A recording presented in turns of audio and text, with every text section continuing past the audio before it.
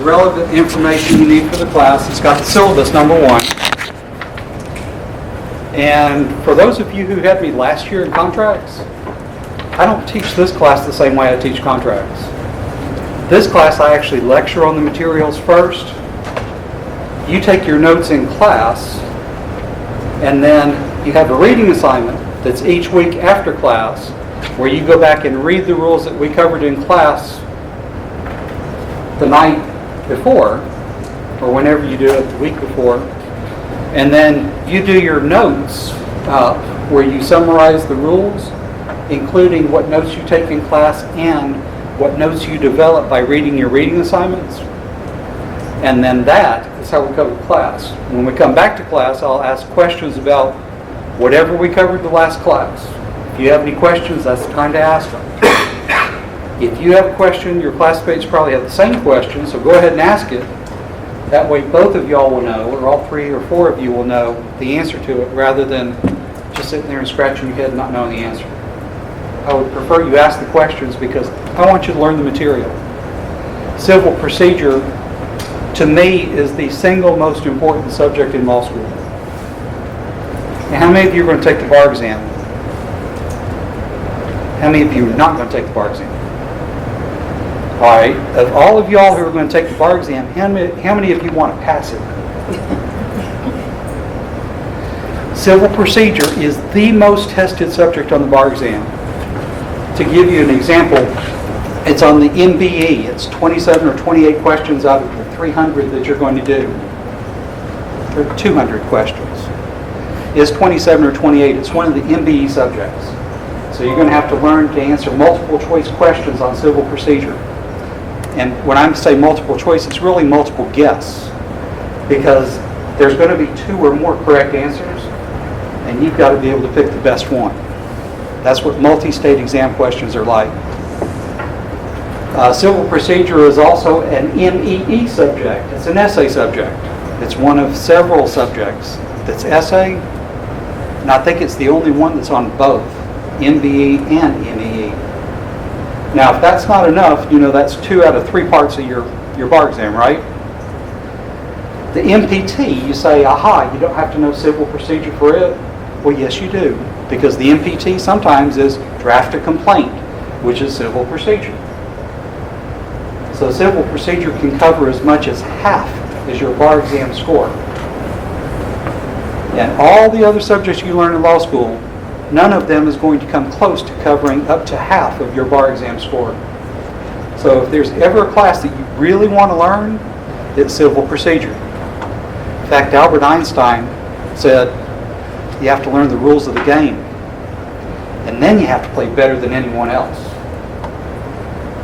That happened to me with one of my classmates this week in court. We were arguing before a judge, and she started arguing about Rule 60, and I said, well, wait a minute, we're not even to judgment yet. That's a post-judgment motion. She got quiet real fast. That's what being able to, to cite the rules like the back of your hand will do for you in court. And the judges pay attention to that. If you know it, they know you know it, it gives you more credibility in court. So we got to learn the rules. We got to learn them better than anyone else, particularly the other section. Okay? And we're going to cover everything that you could possibly see on the bar exam. We cover all of civil procedure, not just what's in this book. This, by the way, is your textbook. We're going back to the syllabus. This is your casebook. This is the 5th edition. This is the 4th revised edition. I don't care which one you get. If you want to save some money, get the 4th revised. However, go back out to the publisher's website and get that summary that says what the differences are between the 4th revised and the 5th, and there's only a couple changes. You can independently go look up those changes and save yourself a fortune on the 4th revised rather than the 5th. We have a 3rd edition. Well, you got a lot of catching up to do from the 3rd, because there's a 4th and there's a 4th revised and now there's a 5th. If the publisher has information about what changes have been made from the third to current, then you can catch up on it, but that may be a lot more work than what you want to do. The fourth or the fourth revised, not many changes. All right, besides this book, officially the 5th edition or the 4th revised if you want to save some money, keep this book at home. Don't bring it to class except for the one class I tell you to bring it to. And I'll tell you the week ahead of time which class to bring it to. They're heavy and I hate toting it around. And I bet each one of you needs to save your back from toting too. So leave it at home. The books that we're going to use most often are the actual rules. And if you're in to learn rules of civil procedure, you might as well study the rules of civil procedure. There's two sets. There's the federal rules, and then there's the state rules. I cover them both in class because you're going to be tested on the bar exam on your federal rules, and when you get out and actually start practicing, you're going to have to know the differences between the federal and the state. The good news is that Alabama's rules of civil procedure were patterned after the federal. So they are almost identical except for some changes that our legislature made, and our court made in adopting these rules, and then a few changes that they made after they adopted the rules. So you're going to learn and be tested on this. We'll give you practice notes for you to review when you get out practicing, so you'll have notes about special things to look out for. Is that clear? Your final exam will probably be a mixture of multiple choice and an essay or two. I haven't decided if it's going to be one or two essays yet. But it will be the multiple choice because that's tested on the bar, and it'll be an essay because that's the way it's tested on the bar. And we'll test them under similar test conditions as the bar exam. So if you have an essay, you'll have 45 minutes to answer it. I think that's 30 or 45 for one essay. And then you get 1 minute and 20 seconds, I think, per multiple choice question. Usually have somewhere between 30 and 50 questions. Any questions so far?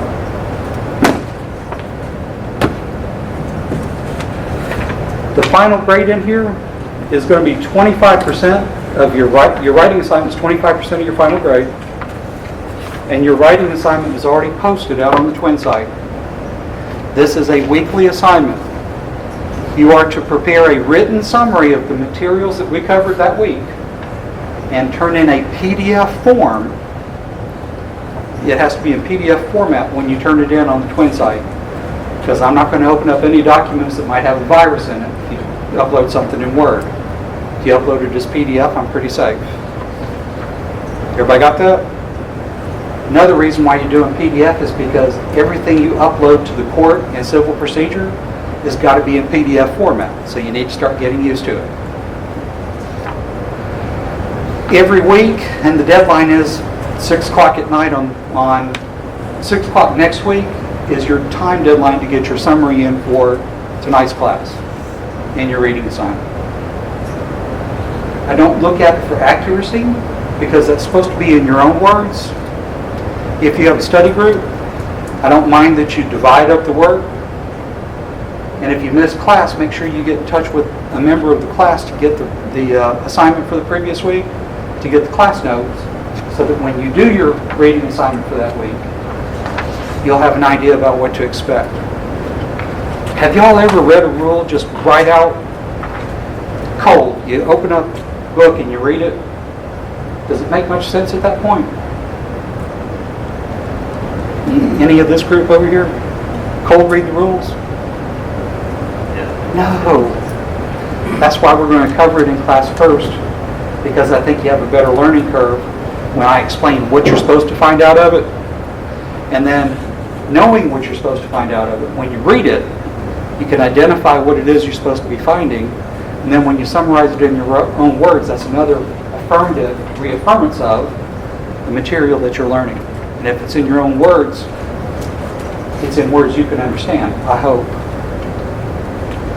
I'll tell you this, These notes that you do in civil procedure, I have students every year, twice a year, call me and say, I used your class notes to study for the bar exam.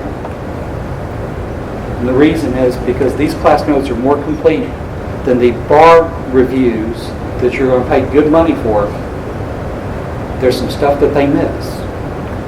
I'd rather you have complete stuff so that if you run into something on the bar that they don't cover, you've seen it here. So you ought to know what the answer is. All right, so your writing assignment's out on the Twin site. It's 25% of your final grade. Pop quizzes are 15% of your grade. And your final exam is 60% of your grade. Expect several pop quizzes. I like to do quizzes on the material we've covered most recently, like last week, to see if you've actually done your reading assignment. If I see writing assignments being turned in and it's not everybody turning them in that week, that's a good time to have a pop quiz. Then there's other stuff that I have favorites to test on pop quizzes. We'll come to that too. Final exam's December 7th, 6 o'clock p.m. in this room. And it'll be exam conditions, bar exam conditions. So an essay with bar exam time, multiple choice with bar exam time. And that is graded for accuracy.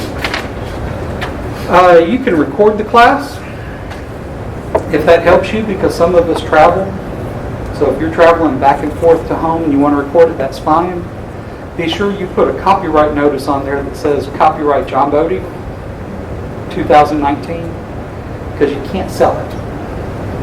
I mean, you can make copies for your classmates and share them if one of you records it, but don't sell it. We had a problem with one student who was taping the classes and then selling it to everybody. You're not here to make money yet. You are here to make money, but that's after you pass the bar. You have 3 absences that you're allowed. On your 4th absence, I can't let you take the exam unless the dean calls and tells me or sends me an email that says, let him take the exam. That's school policy, is 3 absences, 4th when you can. Any questions so far? All right, does anybody have an idea what civil procedure is? Just generically, what is it? Don't be afraid. I don't like Socratic method. I'm not here to chew you out or grill you. I'm actually here to help you learn this stuff. So what is the rules of civil procedure? They're the rules that guide the way you go about filing civil suits and processes for, carrying out that suit from beginning to end. That's it. It's just how you actually do a civil lawsuit. And the trick is there's rules of criminal procedure too, which is how you handle a criminal case. So between civil procedure and criminal procedure, you have all your rules covered for most of the cases that you're going to be involved in. The next set of rules that you're going to cover, and it won't probably be until next year, is evidence. The rules of what can you use as evidence to prove your case. And then, oh, y'all are taking up. Oh, bless your heart. All right, I'll give you a hint. If you're studying rules of evidence, read the rules. If you've got a book like this that explains what all the rules are, there's no substitute for actually reading the rule itself. Just like civil procedure. And then all the rest of the classes you take in law school are going to be substantive law. It creates rights. So you have substantive create, procedure, how you enforce them, and evidence, how you prove your case. So this is 1/3 of your entire law school is the procedure. All right, we're going to start with rule number 1. Let's make it easy on you. Y'all got your rule books?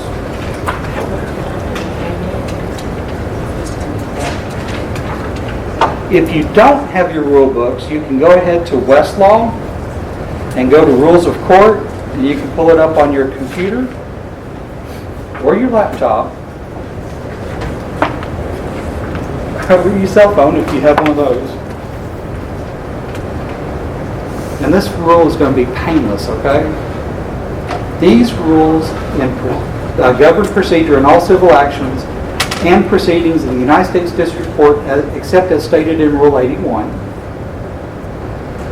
They shall be construed, administered, and employed by the court and the parties to secure a just, speedy, and inexpensive determination of every action and proceeding.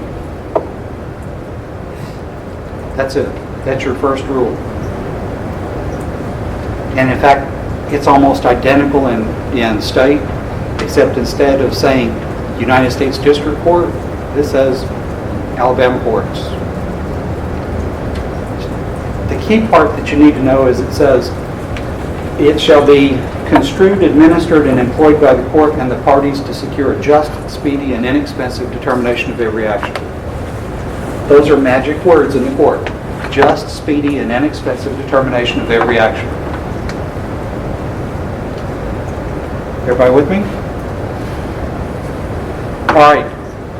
Hypothetically, what if you represent somebody in court and you do something and it doesn't quite follow the rule exact?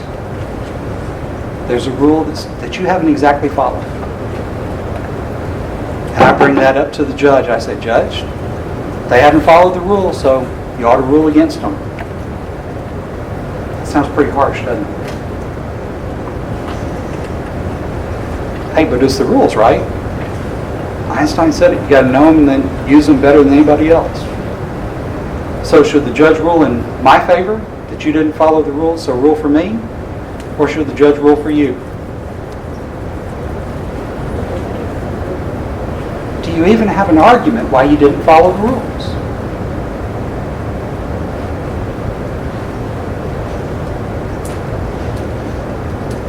Anybody? Huh?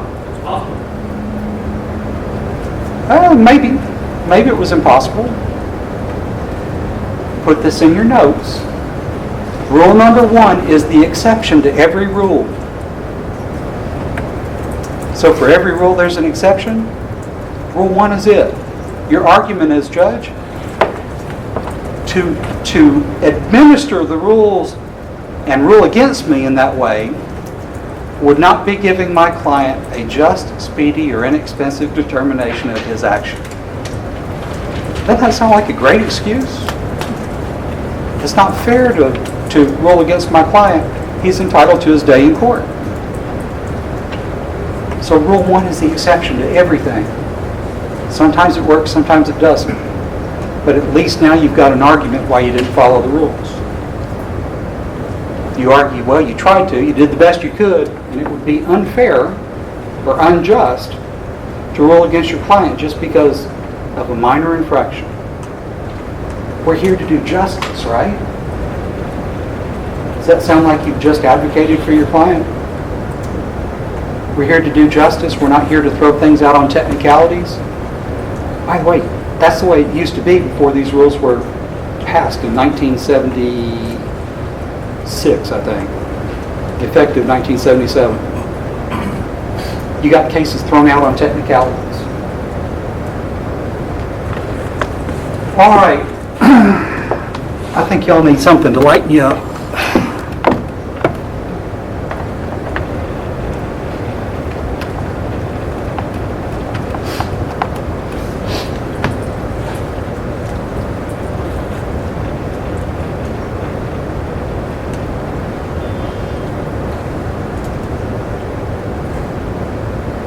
Trials.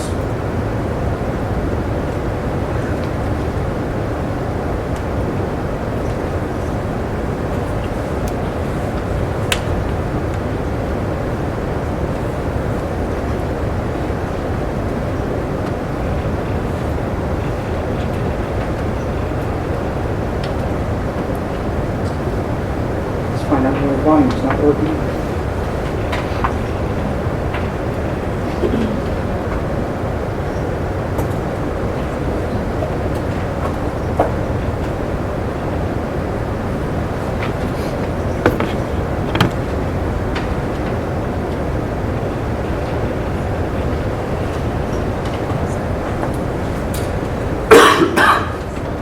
Bodie, while that's pulling up, how often do you find that the judge, like when something like that happens, actually says, you know, okay, you know, it's fine?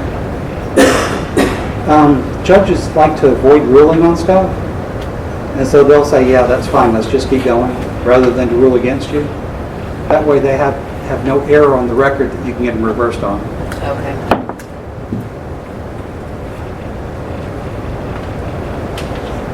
Okay, now let's try it.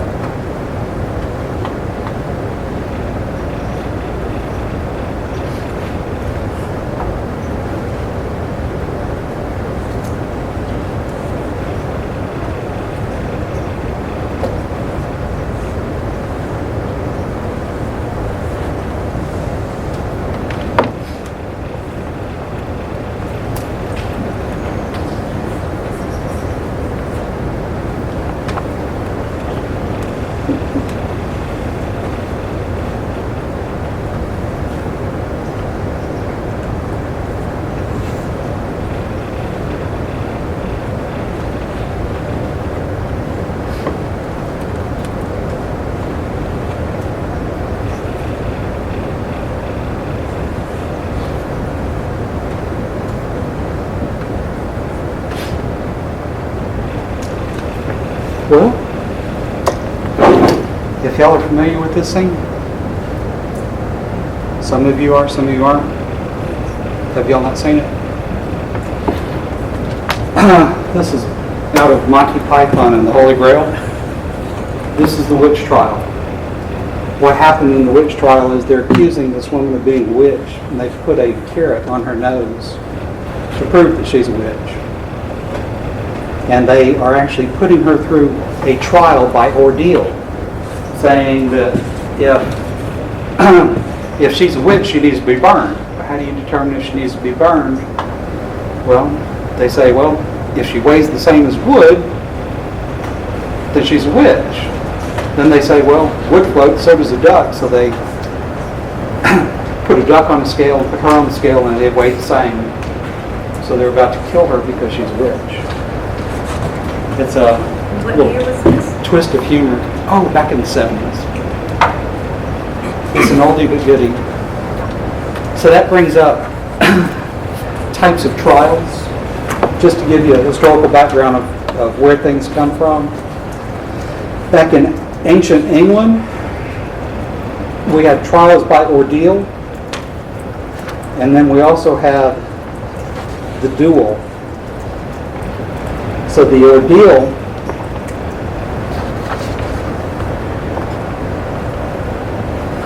says they stopped doing that. Criminals should go to trial, go to ordeal of water. But in 1219, fire and water tests were abolished and soon replaced by a jury. So back before that date, they would either try to drown them or they would set them on fire, and if they were a good person and innocent, then they would not die. So now we've got a set of civil procedure rules on how to handle trials rather than putting people through this type of trial.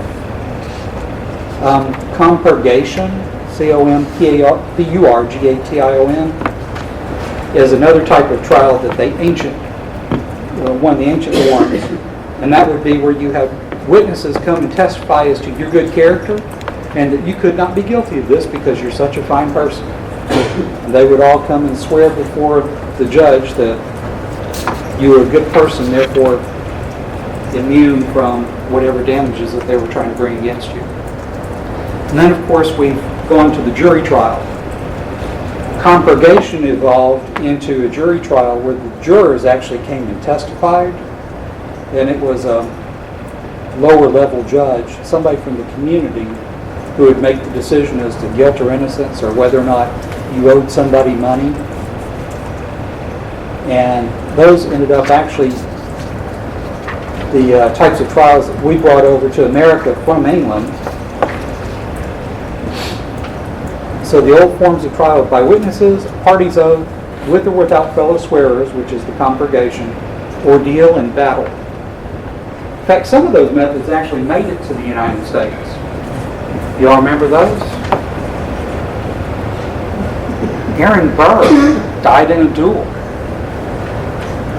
That's back several years, 18th century, but they actually had that. And yes, it was illegal at the time, but nonetheless they had it. All right, next thing you need to put in your notes is that there are 3 requirements for you to have a valid judgment.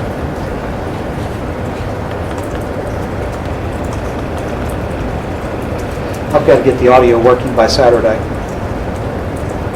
for Saturday morning. All right, 3 requirements for valid judgment. First is the court has to have subject matter jurisdiction.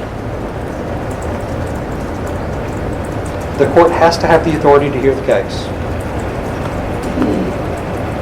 Next week we're going to cover the federal courts. Week after that we're going to cover the state courts as to what types of cases each one of those courts can hear. The second requirement for a valid judgment is the court has to have personal jurisdiction over the parties.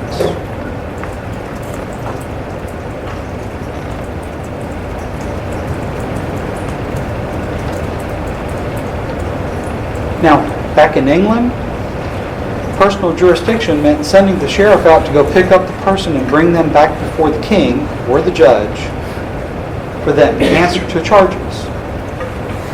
And in the United States, our personal jurisdiction is not too dissimilar from that. Going out and getting somebody and bringing them into court and requiring them to answer to charges. Now, it's more figurative these days because you do it by paper. You actually go out and serve summonses to people that says you have to come and answer this complaint. The third requirement for a valid judgment is due process. D-U-E-P-R-O-C-E-S-S.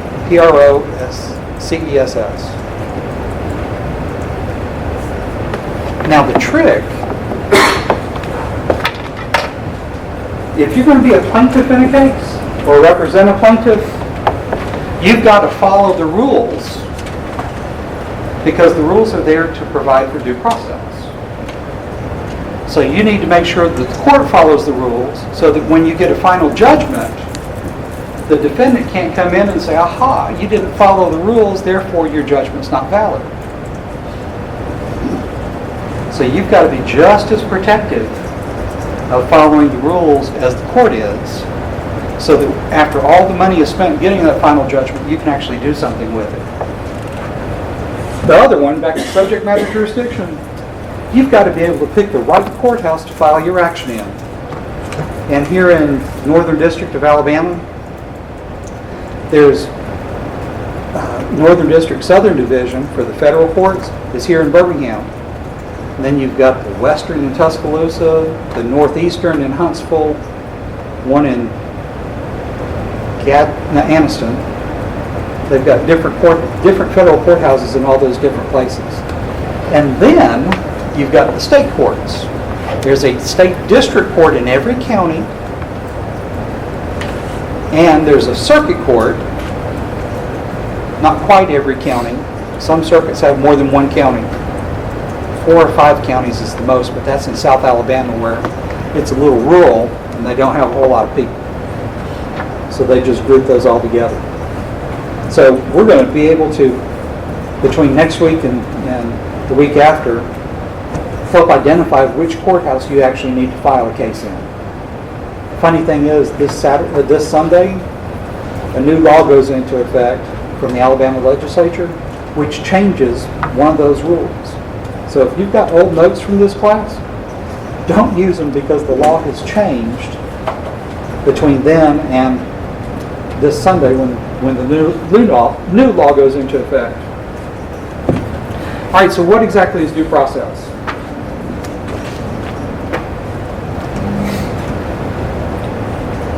You want to know where it had its historical origins? 1615. There was this little document signed out in a field called Runnymede. Has anybody got the hint yet? Called the Magna Carta. Y'all know why the Magna Carta was signed?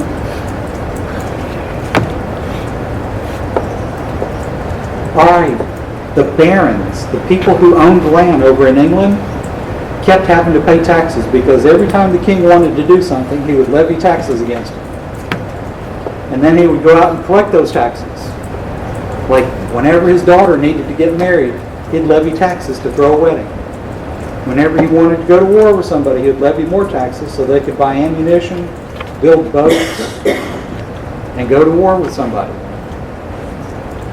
Whenever the king had a whim, the king would do something that would cause money to have to be taken out of property owners' hands and paid over to the kingdom. Well, about 1215, those property owners kind of got tired of that and said, "Look, king, we're tired of you changing things at whim. We want you to have a set of rules that you go by that you can't change." And so what they did, the Magna Carta actually says, according to the law. So they wanted laws passed that the king had to actually follow. Well, folks, that is due process. When you follow the law, you are giving somebody due process of law. In fact, in Shady Grove Orthopedic Associates versus Allstate, one of the cases, it says, the Supreme Court says, "We have long held that this limitation, that the rule must regulate procedure, the judicial process for enforcing rights and duties recognized by substantive law, and for justly administering remedy and redress for disregard or infractions of them." So when I ask you what exactly is civil procedure, here's the Supreme Court's definition. Rules to regulate procedure, the judicial process for enforcing rights and duties recognized by substantive law, and for justly administering a remedy and redress. I like her words better. How you file and get a case all the way from start to finish. And when you adopt a set of rules like that and you follow the rules, according to the Magna Carta, if you do something according to the law, you have provided due process. So we may cover subject matter jurisdiction next week and the week after, what kinds of cases federal courts can hear next week and what kinds of cases state courts hear the week after that. We're going to cover personal jurisdiction, I think, the next 2 weeks after that. By the way, that's a heck of a reading assignment. I'll give it to you 2 weeks ahead of time so you can read it all. It's a lot of U.S. Supreme Court cases. That's the one exception to we'll cover it first in class. Those cases we're going to read first and we'll discuss them in class. And then due process, the third component of having a valid judgment is you got a set of rules and you follow them, and the defendant, the one who you're suing, can be assured that the rules are going to be followed, because if you follow them, that is their due process. If you don't follow them, then it's not. Now, go back to Rule 1. It says, construed, administered to secure the just, speedy, and inexpensive determination of every action. What does that mean? The rules shall be construed and administered.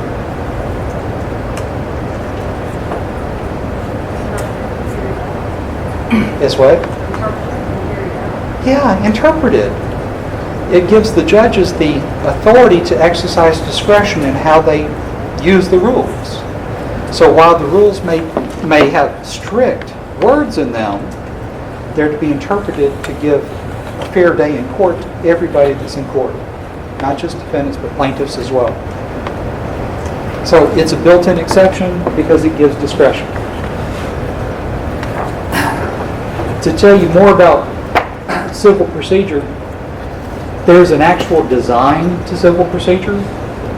They actually got a committee together to come up with a set of rules for civil procedure back in 1935, I think.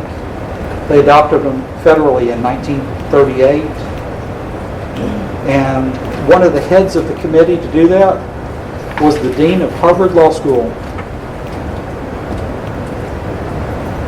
Which, by the way, if you want to know what he studied in order to become the dean of law school at Harvard, what do you think his undergraduate degree was in? That's a good guess. Who said political science? What else? Philosophy would be another good guess. Particularly metaphysical and logic, right? What about music? Music? Sure, it's as good as any other. You know, there's no certain requirement for you to get an undergraduate in anything to get into law school. Education. He ended up in education, but that's not what his degree was in. His degree was in math. And that made him the logical choice to be a dean of a law school, right? And to be on a committee to adopt rules. So when they got in there, they said, we want these rules to achieve certain objectives. And they actually cheated and started using other rules like the old ancient equity rules. I brought some of those for you. These are equity rules. And back before we adopted the rules of civil procedure in Alabama, if you had a case that was an equity case, you had to use the rules in this book.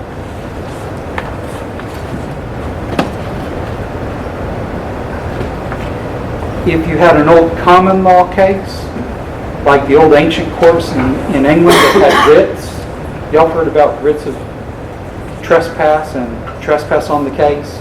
Y'all studied that, right? That's old common law writ, or common law. So if it's common law case, you had to use these rules. If it's equity, you had to use these rules, which is the old chancery court, or the ecclesiastical court in England. And if you actually pled cases according to some law, you use code pleading. So here's another rule book that you had to use. And here's the rest of the common law pleading, which is the old ancient writs. So to study procedure and how to take a case from the beginning to the end to judgment, you'd have to study and know all these rules. Or look at rule number 2.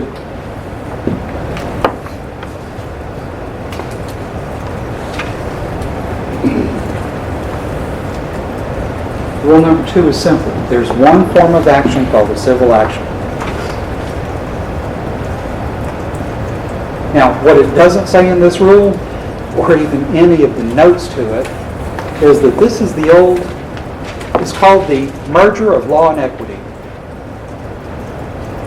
The merger of law and equity. What it means is that when you have common law pleading and code pleading, which are actions at law, you use these rules, and when you had something in equity, you use these rules. What rule number 2 is the merger of law and equity.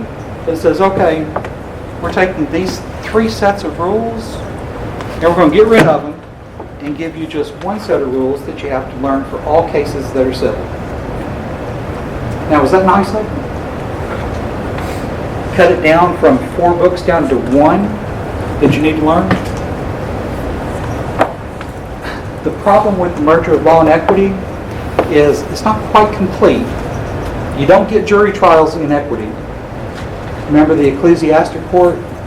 It was done by a preacher or a priest or some other church officer, usually. It was their discretion to give you relief or not. That's what equity is discretionary relief. Relief at law was usually money. When somebody does something to you, say it's an assault, they hit you, you go bring an ancient writ of assault against the person. The judge in that case would say, okay, you have to give him $500. And that's it. What it ultimately ended up doing with these ancient forms of trial is it took justice out of the hands of the victim. They are now no longer entitled to go out and exact their own justice. They have the remedy of coming to court and asking the court to do things for them. And then the courts that are authorized by law to make decisions for certain things, like in federal court, next week we're going to cover that it's either a federal action, so called federal question, or it's between citizens of 2 different states. and call that diversity. So federal courts, that's what they hear is either federal cases or diversity cases. If you have either one of those two, you can go to federal court. If you don't have either one of those two, you got to pick a state court. And the state courts have similar rules about how to figure out which court to go to. So, back to the design of the rules of civil procedure. The first of which is the U.S. Constitution, and Article 3, which is the judicial article of the United States Constitution, has a requirement in there that there shall be one Supreme Court and such other courts as Congress may from time to time ordain and establish. That's Article 3, Section 1, I think. Section 2 says cases that you're going to hear in federal court has to involve some actual case or controversy. Literally, what that means is that it has to be a genuine dispute. You have to have a controversy. Otherwise, you're wasting the court's time if you don't have a grievance against somebody. Why does the court need to hear your case? The answer is they don't. So the requirement that there be a case or controversy is the first requirement for the rules of civil procedure. It actually has to govern cases and controversies. By the way, that's the same in the state rules too. All right, what does that mean? Well, the party's got to have standing. Have y'all had con law yet? Next year? All right, in short, standing is your right to bring a lawsuit. Everybody got that? Do you have the right to bring it? Because if you don't have the right to bring it, should you be filing it? No. Now, to give you an example, if a person who's an adult gets injured, don't they have the right to bring their own case? Yes. Everybody's entitled to represent themselves in court. What if the person that's injured happens to be a child? They got hurt in a car wreck. Who has the right to bring the action? The parent. So standing means the right to bring the action, even though you're not necessarily the one that's injured. All right, the next part is ripeness. Just like fruit. Is it ripe or not? Is your claim ready to be adjudicated? That's all ripeness is. I'll give you an example. What if, all right, somebody give me a location where your house is. What city? Hoover? What if your neighbor in Hoover decides, I just can't make money working as a lawyer. I'm going to open up a pig farm.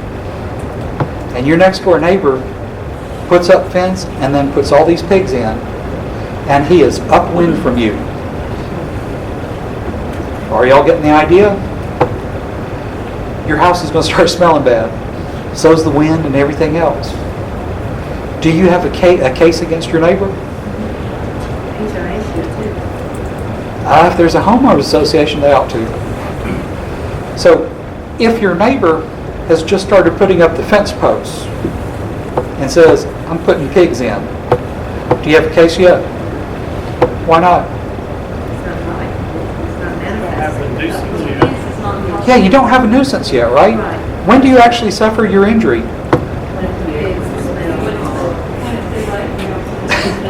When the smell invades your property or your space. So ripeness is that. Have you actually suffered an injury yet? Because if you haven't suffered an injury, it's too soon to bring the case. So you've got to have the right to bring it, and you have to have an injury. And then the next one is mootness. Moot, M-O-O-T, mootness. I'll give you an example. The U.S. Supreme Court loves these cases. Abortions. By the time you file a case, if you're a young lady and you want an abortion, and Alabama's made them illegal every way they can, and every court has stricken down every attempt to make them illegal. The latest one, I think, Judge Myron Thompson in Montgomery, federal court judge, has made it illegal the version before last because it restricted access to facilities. So you have a young lady that you represent that wants to get an abortion, but it's illegal. So you file a lawsuit to challenge whether or not it's legal. How long does a civil case take? More than 9 months. More than 9 months. So is it moot now about the abortion if she's already had the baby? That's moot. That's what mootness is. The position has changed so that the court can no longer provide relief.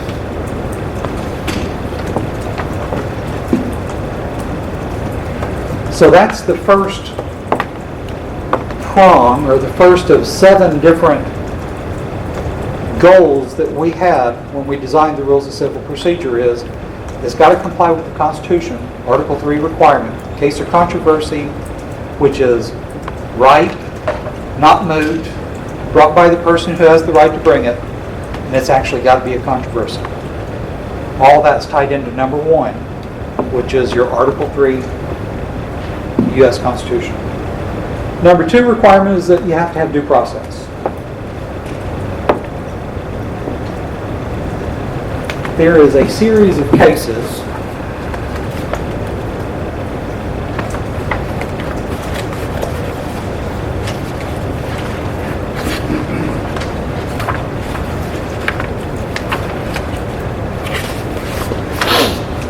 my due process cases, just to illustrate for you.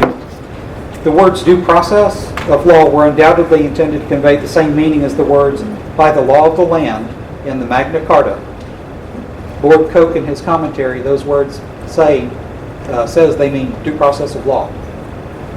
So that's one of the things we carried over from England, is all the way back to 1615, the Magna Carta means we're going to be a land of laws, and we're going to follow the laws.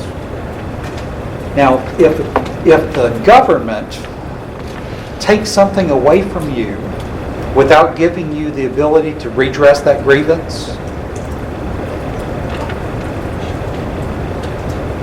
let's say the tax man comes to your house and says, we're going to lock up your house, we're going to take the house away from you, so they put a lockbox on your door and you can't go inside your house tonight. Has the federal government taken something from you? Have you had the right to be heard before they did it? No, that violated due process. So you get the idea that if they follow what their procedures are and the rules, then that is due process.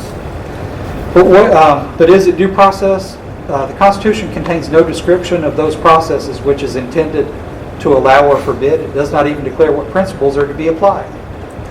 The article is restraint on legislative as well as executive and judicial powers of government, and cannot be so construed as to leave Congress free to make any due process of law by its mere will. So it limits the powers of government. When you get into your common law class, there's a theory of constitutional law. It's called contract with the people. The Constitution is a contract between the people and government. The people grant government certain authority, and in return for granting the authority, they put limits on them on what they can and cannot do. That was the Bill of Rights. One of which is you can't make any restriction on our possession and use of firearms. Second Amendment. Fourth Amendment, you cannot have unreasonable searches and seizures.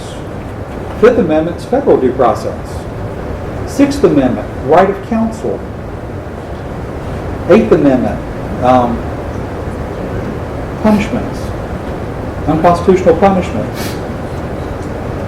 First Amendment, restriction on freedom of speech and right of association. So the government can pass laws, but they can't infringe on those rights, except as the court says they can when they interpret them. So just give you that. The requirements, the next case, the requirements of the Constitution are met if the trial is had according to a settled course of judicial proceedings. You know what that means? If the trial is had in accordance with a settled course of judicial proceedings, as long as you follow the rules. And if you don't, then it violates due process and your judgment's no good.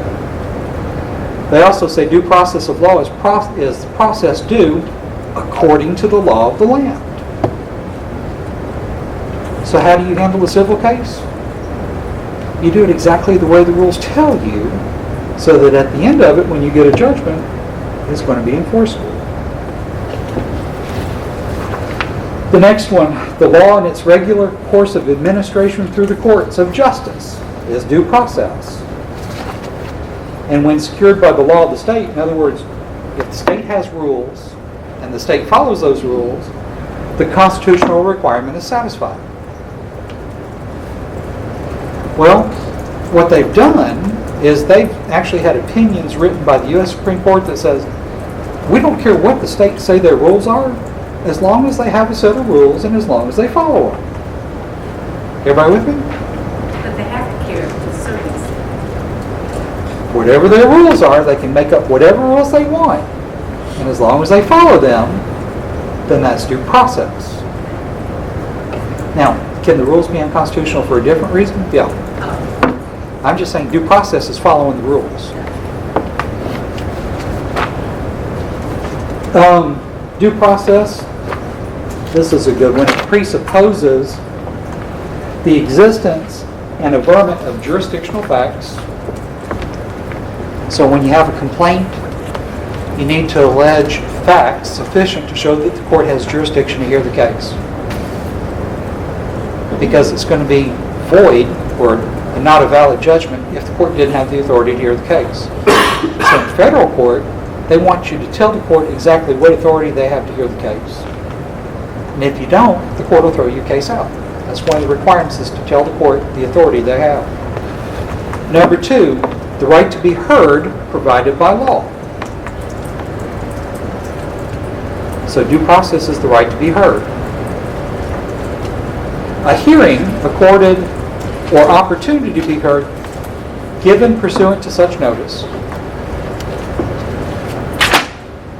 There's other case law out there that says notice, a hearing in accordance with the notice, and a judgment consistent with the hearing and the notice. That's what due process is. I've seen a lot of judges reversed because, as an example, they had something set for a pre-trial, but they went ahead and had a trial anyway. The attorney said, whoa, we weren't ready for trial. We object to this. The judge had the trial, and because the notice that went out was for pre-trial rather than trial, the judge got reversed. So they're serious when they say notice, and a hearing consistent with the notice, and then a judgment which is consistent with both the hearing and the notice. Judgment entered in accordance with such notice and hearing. Yeah, there it is. Subject to these fundamental conditions prescribed in the systems of law, all state laws regulating procedure, evidence, and method of trials have been sustained by the Supreme Court of the United States as being consistent with due process of law. So all rules regulating procedure and evidence and method of trial have withstood challenges to due process. Now, flip that around. What does that mean? As long as you follow the rules for trial and the rules for procedure and the rules for evidence, you're going to have a good judgment. It's saying the same thing about a half a dozen different ways, but because the Supreme Court has said due process is not actually described in the Constitution, it's what they say it is. So following rules is important. Procedural due processing imposes constraints on government decisions which deprive individuals of liberty or property within the meaning of the Due Process Clause. What is a civil trial? Let's just get down to fundamentals. What is a civil trial? Someone's having an issue against someone else. Somebody's got an issue against somebody else. Okay. And you draft that up in a complaint. You file the complaint with the court, and the judge says, yeah, I have jurisdiction to hear this. So there's subject matter jurisdiction. You get the defendant into court, so both the plaintiff and the defendant are legally there. So the court has the power over the persons too. Subject matter jurisdiction over the matter, jurisdiction over the persons, and then you got to follow due process, right? You follow a prescribed set of rules, which are the rules of civil procedure for civil cases. And then the rules of civil procedure go all the way from commencing a case all the way to a judgment. In fact, it goes beyond that. And there's even rules for appeals. They've got a set of civil procedure, criminal procedure, juvenile procedure, which is confusing because it incorporates both civil and criminal. And then you've got rules of evidence, and then you've got rules of appeals. Not only appeals for Alabama courts, but then the federal courts have appeals rules. And then the U.S. Supreme Court has their own set of rules. But you know what they do have? Every single one of them has a published set of rules. And because the rules are published, you know what that gives people? Notice. This is how we're going to do stuff. As long as they follow those procedures, that's what due process is. So, back to the fundamentals. What is the court actually doing? You're going to love this. You've got some government employee. In federal court, it's somebody appointed for their life or good behavior. Appointed. In Alabama, the state court judges are elected, so they have to run for re-election. But federal court, it's somebody who's there and can't be kicked off, almost.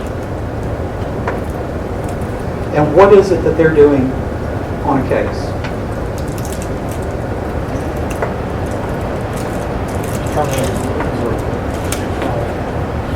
Well, that's only a part of it. What's the ultimate result?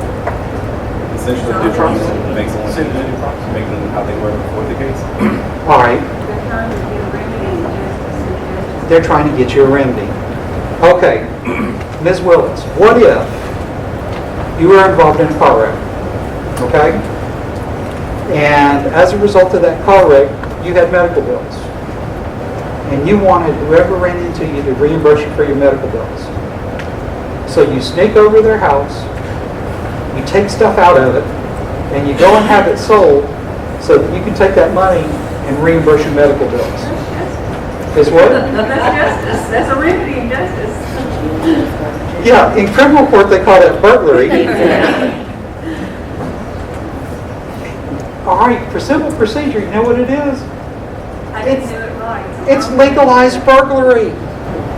You are getting some person sitting on the bench, a judge, whether it's man or woman, or any other gender, man or woman saying, okay, defendant, you have to give this person this much money. And then it doesn't stop there. Then they send law enforcement out to come take it away from you and give it to the other party. So it's like they want to get their TV and sell it. It is exactly like you going and getting their TV and selling it and taking those proceeds to satisfy your judgment. But the difference is you've got a government actor. You've got somebody for the government sitting on the bench making a decision as to taking property away from one person and giving it to another. You know, there's a constitutional prohibition on that. It's called taking clause. The government can't come in and take your property away from you without due process of law. And so what is due process? You follow the rules. Does the government have a right to come take that property away from you? Well, if you've said that this person injured me by a car wreck, and here's my damages, and the judge says, yep, I agree, $5,000. Can you now take that and go into their house and take their TV? You can't, but law enforcement can. It actually gives the people the power of government to go in and enforce their judgments. You get to enter an order, you get to take a request for an order up to a judge to order law enforcement to go out and do that. Actually go into somebody's house, take their stuff, sell it, and give you the proceeds.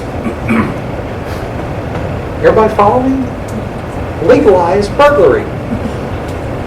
Literally. And so that's why they have checks and balances on government.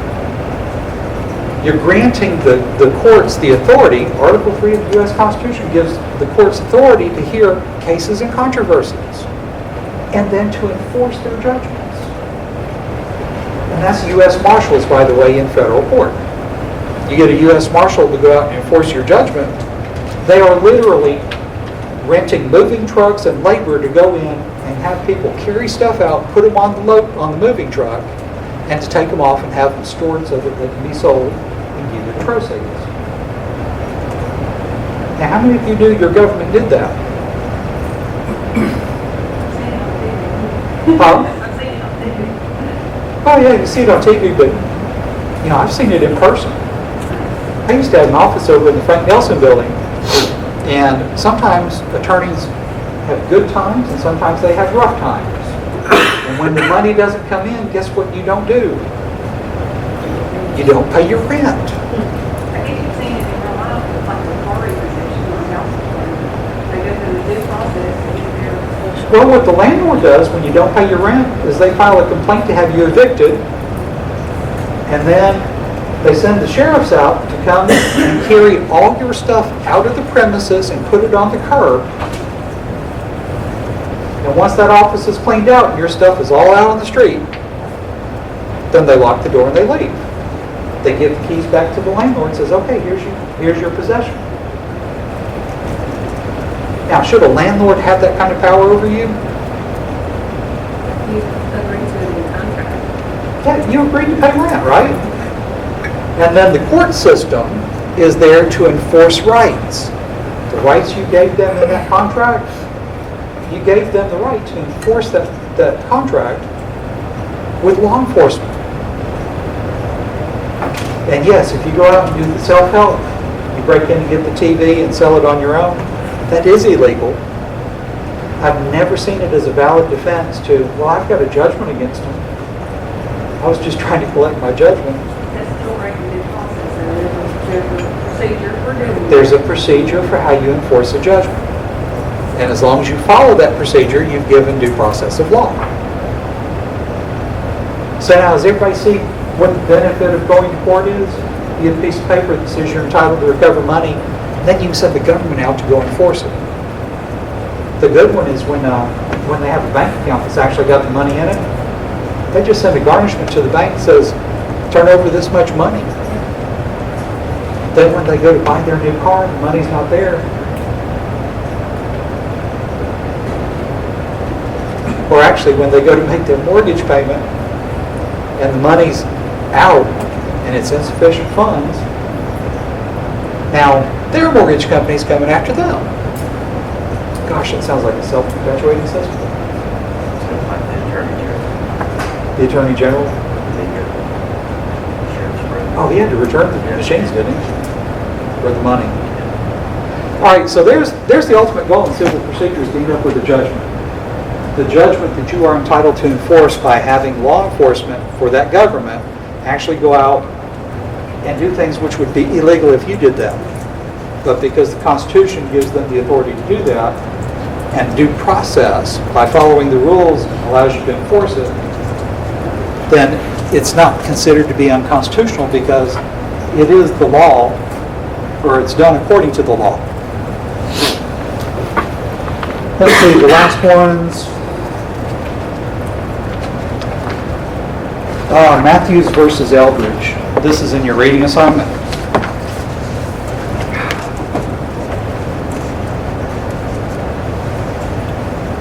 So just put Matthews in there and the citations in your reading assignment.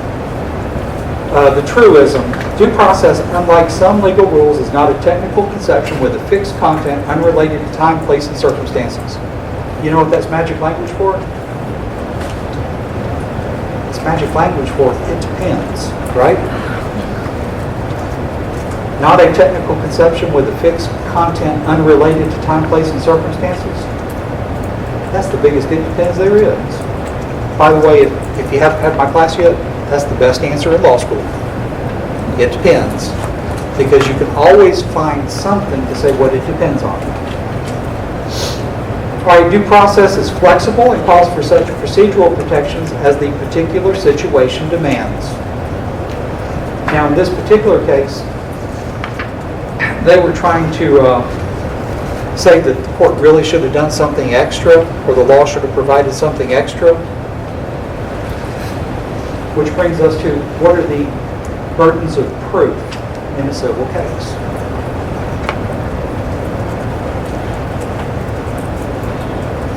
What are the burdens of proof? Ordinarily, in a general civil case where the only thing in dispute is money, just money, right? Is preponderance of evidence. All you have to prove if you're a plaintiff is, by preponderance of evidence, you're entitled to recover from the defendant. Now, what does preponderance of evidence mean in real life? More likely than not. If it were a scale balancing, and you have the exact same number of grains of sand on each plate, then that scale would be perfectly balanced, right? Is one side any better than the other? No. But what if you had one more grain of sand on one side? Even the slightest bit of change, only the slightest. Do you now have a preponderance? You do. It's 50% plus whatever small fraction to give you over 50%. Now, ordinarily, the burden of proof in a civil case, where the only thing in controversy is money, the burden of proof is usually preponderance of evidence. You don't have to have the jury convinced beyond a reasonable doubt that you're entitled to recover. All you got to do is convince them that more than likely it happened. Now, does that give you any confidence in the court system? It could have happened. Well, if it could have, do they recover?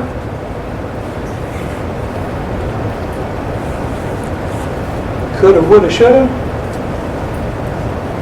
No. It's got to be preponderance. And that's part of the constitutional due process is before a court, or a government official in this case, decides to take something from one person and give it to another, has to be some due process in it. And when the only thing in dispute is money, then the due process, the level of convincing that you have to give to the court, is that they only have to be convinced, more likely than not, that this happened. That is what preponderance of evidence is. That's all the jury has to be convinced of, preponderance of evidence. By the way, you know what the average education is of the juror? Oh, High school. we got to guess at high school. Anybody else? 8th grade? I got a 5th. The last research I showed on it was 7th. 7th grade education is the average for a juror. So Because they're the ones that have more time to serve on the jury, because most people I know try to get out of it. all right, well, hypothetically, let's take this. Everybody sitting in here has got at least 16 years of education, right? 12 years of high school plus 4 years of college. Minimum. Some of you have master's degrees, some of you are doctors. One of my classmates going through law school here was a practicing doctor. Our graduation day was his 70th birthday. So, you know, you're never too old to go through law school if he was 70 and did it. So, let's say you're in there and you've got 16 years worth of education. In order for that to average out to 7, the education of a kindergartner. Is that right? I can agree with Bob. First grade. But these are the people that you're going to try to convince to a preponderance of evidence that you're entitled to recover for your client. So the best thing to tell you as far as practicing in front of a jury, find out the education level of your jury, because you have to educate them about your case to their level of understanding. If they don't understand it, they can't rule in your favor. And by no means tell them you're there to educate them. They are insulted by that. You have to be down to earth, have a good rapport, and kind of make a connection with them on a personal basis. Look them in the eyes. Say, I know you're here doing your civic duty. All we ask is for a chance. Can you do that for me? See? it's not hard to make that connection. And then if they like you better than the other attorney, they may actually rule for your client. I actually got to serve on 2 juries before I went to law school. One of them was a criminal case, the other one was a civil case. On the criminal case, we looked at the defense attorney who had a cheap suit and a slicked back hairdo. We thought he was a shyster. The problem was the state didn't prove their case. They proved that property was missing from the business, and they proved that he had a key, but somebody else had a key too. They didn't put them on the stand. We didn't know if they took it or not. Which is the next burden of proof that there isn't a civil case, and that's called beyond a reasonable doubt. That's the other extreme. Preponderance is more likely than not. Beyond a reasonable doubt. Well, let's put it this way. What is beyond all doubt? There's just absolutely no other explanation, right? That's beyond all doubt. So what's beyond a reasonable doubt? A reasonable person. Is the only reasonable explanation. There's no other reasonable alternative other than this is what happened. So everybody got that? Now the trick is this. When you start looking at the burdens of proof on case, and this is what Matthews versus Eldridge tells you, the more that is at stake, the higher the burden of proof is. And the reason for that is you want to ensure against making a mistake. That's what due process is a level of certainty necessary to be certain that you're not making a mistake. So in an ordinary civil case where the only dispute is money, it's preponderance of evidence. The next level, which is between beyond a reasonable doubt and preponderance of evidence, is clear and convincing evidence. So there's your 3 burdens of proof. Preponderance, clear and convincing, and beyond a reasonable doubt. As far as civil cases go, how many of you are either divorced or know somebody who's divorced? All right, for divorce cases, when you're deciding who gets the kids and who doesn't, what kind of level of proof do you think you should have before you take somebody's child away from them? It needs to be something more than just preponderance, right? Because isn't the right to have your child more fundamental to you than just money? So they do. They raise the burden of proof depending on what's at stake in the case. And then the other case that I know they use beyond a reasonable doubt is Indian Child Welfare Act. So not only are you talking about taking children away from their parents, but these are Indian children who the government has historically taken away from Indian families and put with non-Indian families. So the federal government actually passed a law called the Indian Child Welfare Act, which requires state courts to use beyond a reasonable doubt standard when making custody determinations of Indian children. So not only do you have that clear and convincing, it has to be the only viable option in order to take those children away. Does that make sense?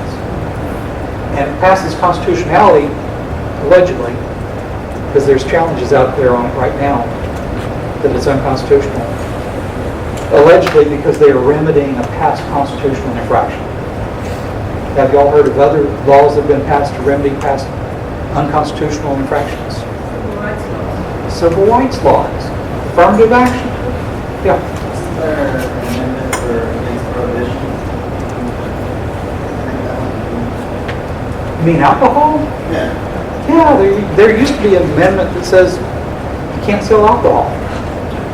I think they changed it. Yeah, like 3 years later. 3 years later, after everybody sobered up, they said, we don't like this. And then they changed it. I think 2 or 3, I don't remember. But yeah, since they canceled each other out, I don't worry about it anymore.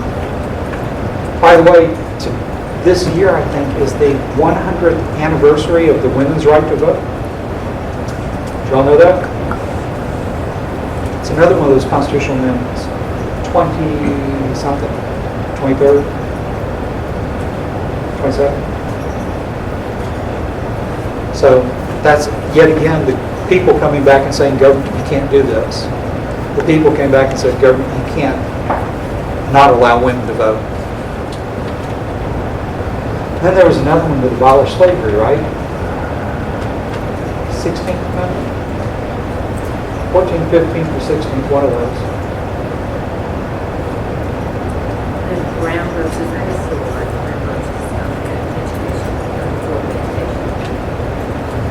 So, a lot of people think the Constitution is a living document. Scalia thought it's absolutely written the way it's supposed to be interpreted. That's Supreme Court problems. What we have to do is argue due process. So, the three burdens of proof you need to know in this class are preponderance of evidence, clear and convincing evidence, and beyond a reasonable doubt.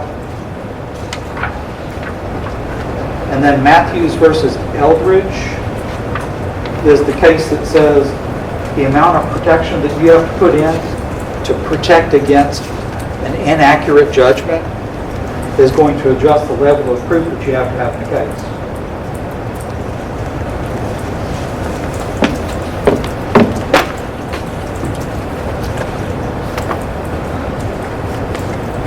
All right, let's go back to rule number 1, which says use it in all cases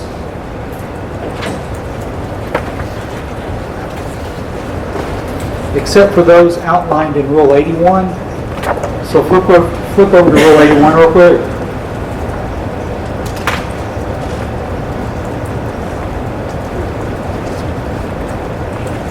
Applicability of the rules in general. And this is on page 54 if you're looking in your rules book. 81A, prize proceedings, bankruptcy, citizenship, special writs. You know what this Rule 81 says? Rule 1 says it applies to everything except for the types of cases listed in Rule 81. You don't need to know all the different exceptions under 81. You need to know Rule 1 that says it applies to all civil actions except for some of them that are outlined in Rule 81. Now, in civil procedure, you may see me just quote rule numbers off the top of my head. I don't expect you to do that. Except for certain rules by number, and I'll tell you what those rule numbers are as we come to them. But I don't expect you to quote me rule numbers. In fact, if you quote me your rule number and it's wrong, I count on for it. What I want you to learn is the meat of the rule. Rule number 1, construed and administered to secure the just, speedy, and inexpensive determination of every action. That's the real meat of Rule 1. How do you interpret the rules? You want to be fair and just to everybody. And if any time you think the court's doing something which is not fair to your client, use Rule 1 as your exception. But judge, doing it that way would not be just, speedy, or inexpensive for my client's rights. It doesn't give them their day in court. Rule number 2, the merger of law and equity. Forget all the other different rules that they used to have, all those other books. One set of rules and we're learning them. Rule number 81 is the exceptions. Rule number 86. These rules may be, this is 85. These rules may be cited as the Federal Rules of Civil Procedure. That's it. That's the rule. That wasn't tough either, was it? So if I ask you what rules do the federal courts go by in civil cases, your answer is the Federal Rules of Civil Procedure. That is the technical name, and it's Rule 85. Rule 86 is just as easy. The effective dates. Let me tell you a little story about Rule 86. When they designed civil procedure, kind of like when they designed the Constitution, they built in a way to make changes. Y'all know the Constitution has a way to make changes, right? How to pass amendments. Well, they designed civil procedure the same way. They passed Rule 86 so that they could say, here are the effective dates of the changes that we've made. And then the first time they made a change, they used Rule 86 to say these take effect on this date. And I think the second time they used it, by the third time they made changes, they forgot. And then years later, somebody remembered, oh yeah, there's Rule 86, we need to update it. So they updated Rule 86 again when they made some more changes. They were inconsistent. What you need to know out of Rule 86 is that they're going to apply to every case that you have. Is that fair? Every case you have in federal court, the federal rules of civil procedure are going to apply. For every civil case you have in state court, the Alabama rules of civil procedure are going to apply.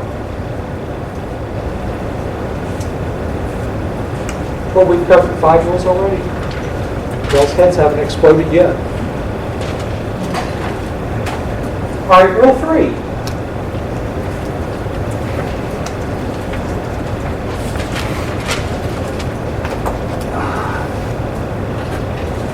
Y'all are going to love this. A civil action is commenced by filing a complaint with the court.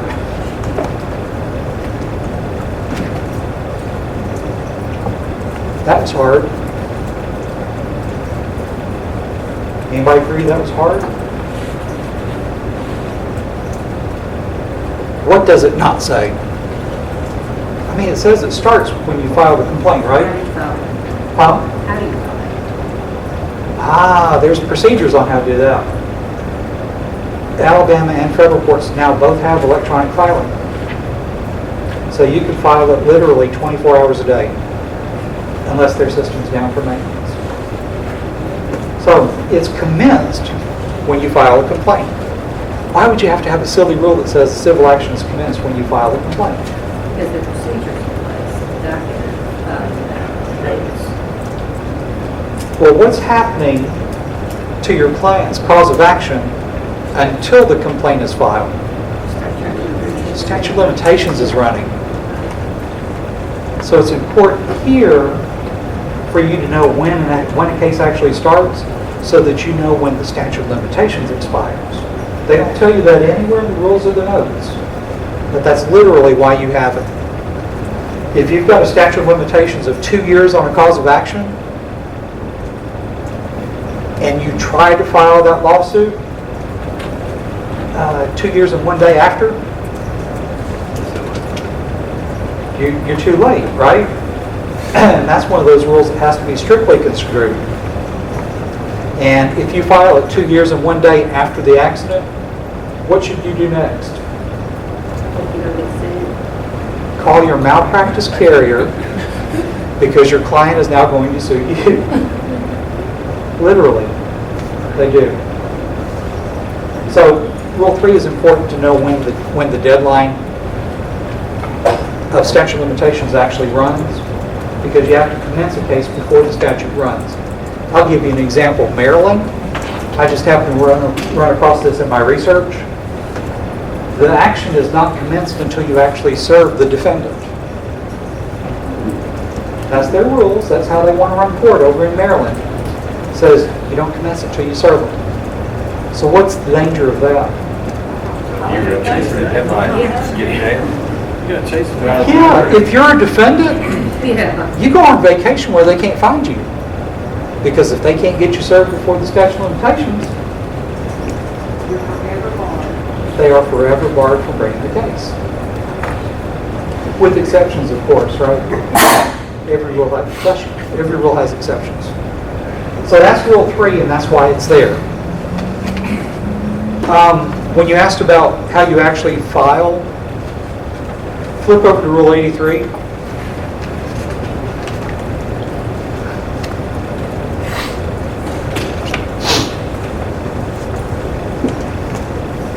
Rule 83 is rules by district courts and judges' directives.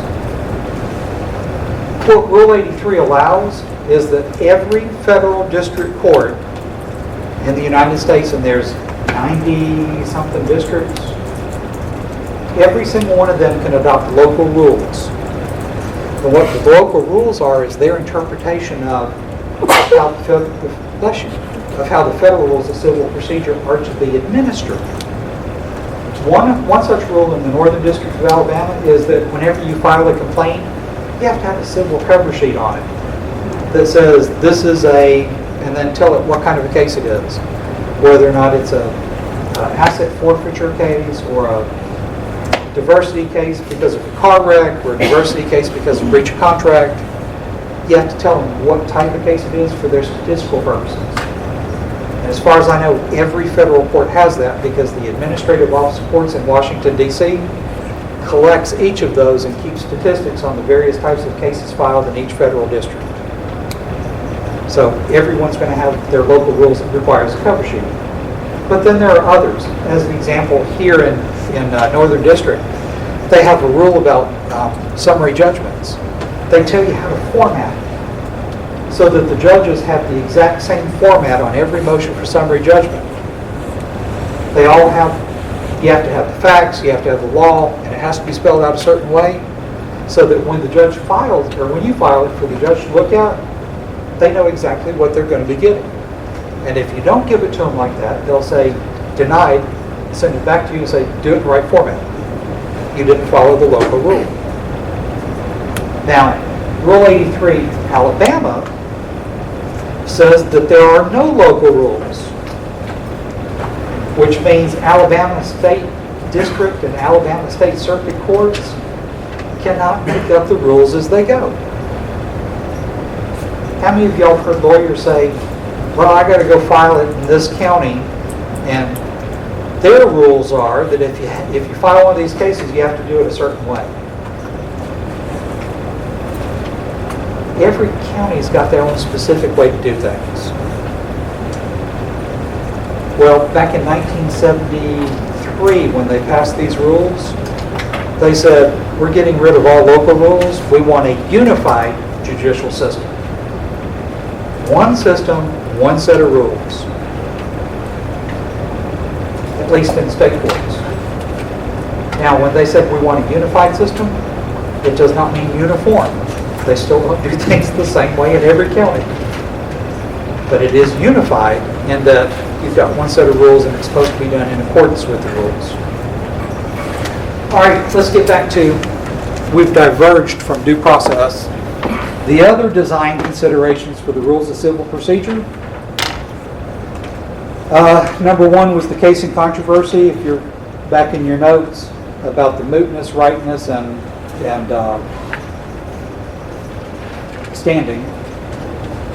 Number two is due process. Number three, the adversarial assumption. What is an adversarial assumption?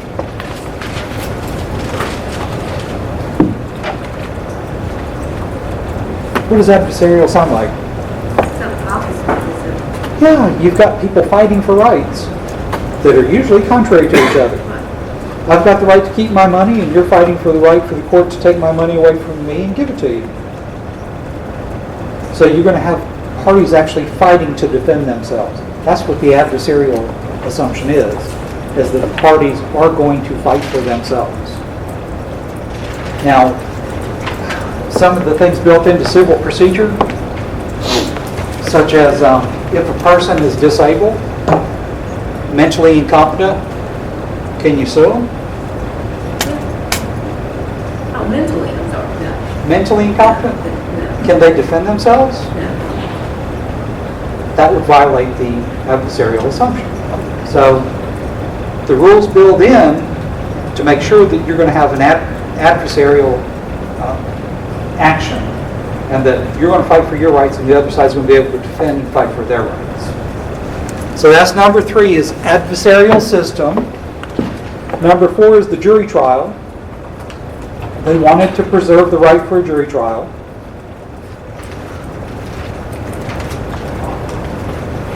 Number five,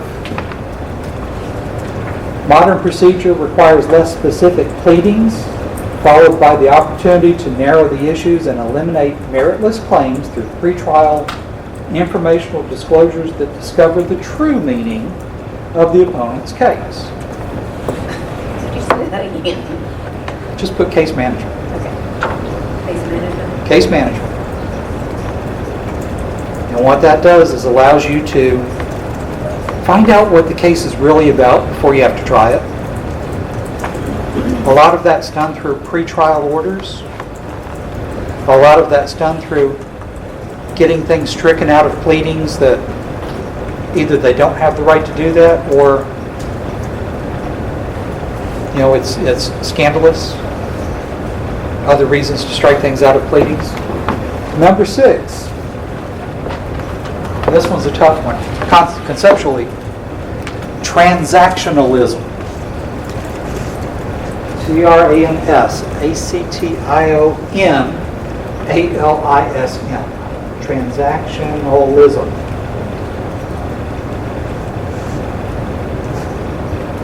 That's a fancy word. Anybody want to guess what it means? What's the root of the word? Transaction. Cases are going to be based on transactions.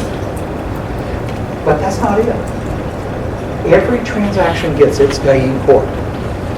So if you and I have a car wreck, and I bring a case against you, against your client that says your client was at fault, can you defend that case, and then after you win, can you now file a case that says my client was at fault?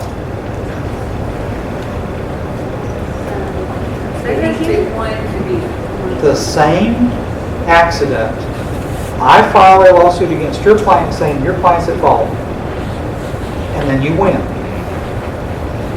I lost. I didn't get any money from your client. So then, after the case is over, your client now files a lawsuit against my client saying, no, your client was at fault. It's already adjudicated. That's what transactionalism is. Transactionalism is, you give me one set of operative facts, like a car wreck, or a breach of contract, or whatever your claim is, whatever the transaction is, everything related to that transaction gets to be handled by the court at one time. And if you don't include it in the claim, you can't bring it up later. Yes? Criminal cases, it would be double jeopardy. In civil, they call it res judicata, claim preclusion, issue preclusion. It's something you should have brought up in the first case. We'll cover all that next semester, by the way. Res judicata, collateral, estoppel, and issue and claim preclusion. But know that transactionalism is the fact that for every event, all the claims that arise out of that event have to be heard at one time, or otherwise they're barred. The magic language that they use for these description of these cases is the nucleus of operative fact. It is the same nucleus of operative fact. What the heck does that mean?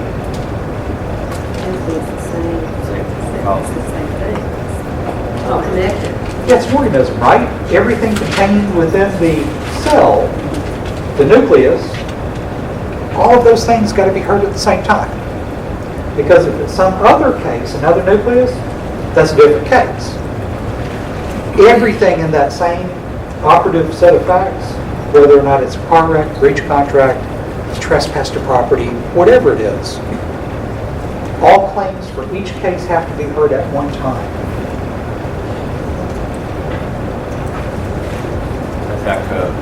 After the divorce is final, it can't be brought up. You can't sue them for the marital tort after the divorce, because the marital tort should have been brought up in divorce. Y'all know that we're talking about the marital tort? The marital tort. If there's anything in law school you're going to learn is that you're going to have to become desensitized to stuff. Marital torts where one spouse gives the other spouse a gift that they can't get rid of. Ever. Clorox does not work. Now y'all know what we're talking about? It's a tort, right? Something should have never happened. Okay. So after transactionalism, the last one is called transsubstantivism. And believe it or not, we'll refer to these terms throughout these 2 semesters. Transsubstantivism. Substantive or substantive? Substantivism. TRANSSUBSTANTIVISM. Transsubstantivism. That's one of them $64 words from a Harvard dean. Y'all know what it means in real life? All right, what is substantive? Heavy weighted manner. The essence of The essence of the case, right? So what do you think trans is? changing. Yeah, essentially. What transsubstantivism is, means we're going to have one set of rules that applies. It doesn't matter what your case is about.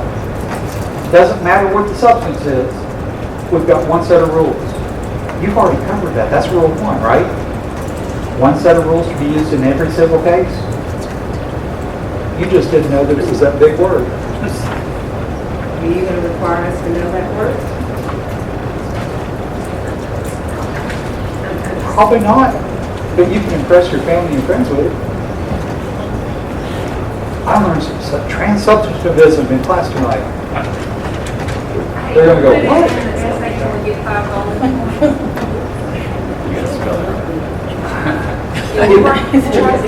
If you use it in proper context, maybe. All right, so there's your different design considerations for the rules of civil procedure. We want one set of rules that applies to any type of case. We want it to give you one day in court for every transaction. One day in court. You don't get 2 days in court. You get one opportunity at the apple. They want to preserve your right to a jury trial and due process. First of all, you have to have a case or controversy.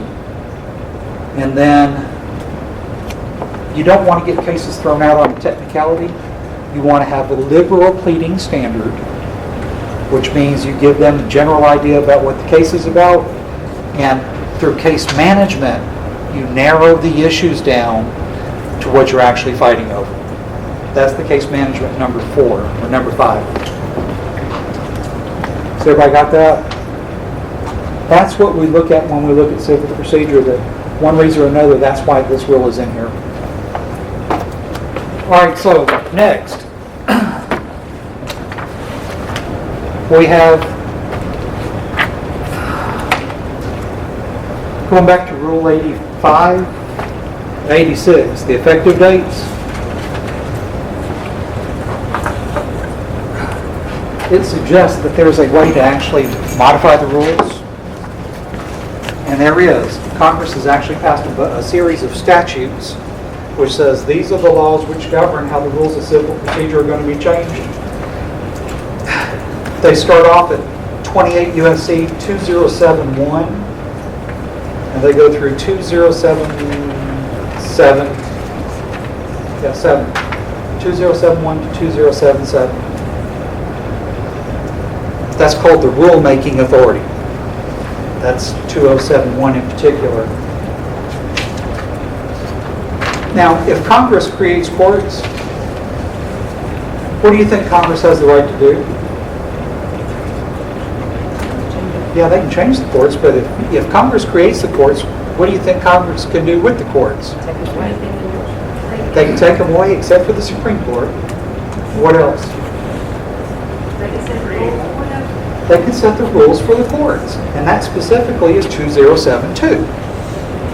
So the rulemaking authority, 2071, rulemaking generally, and then rules of procedure and evidence, and the power to prescribe. The Supreme Court shall have the power to prescribe general rules of practice and procedure and rules of evidence for cases in the U.S. District Courts and Courts of Appeals. Such rules shall not abridge, enlarge, or modify any substantive right. No laws in conflict shall be of no further force and effect. And such rules may define when a ruling of a district court is final for purposes of appeal. Now, the courts can adopt those rules. But you know what Congress has the right to do? Veto it. When you read these sections all together, the rulemaking authority, the U.S. Supreme Court will actually open up and suggest rules changes, what they do is they end up publishing that in the Federal Register, and they open it up for comment.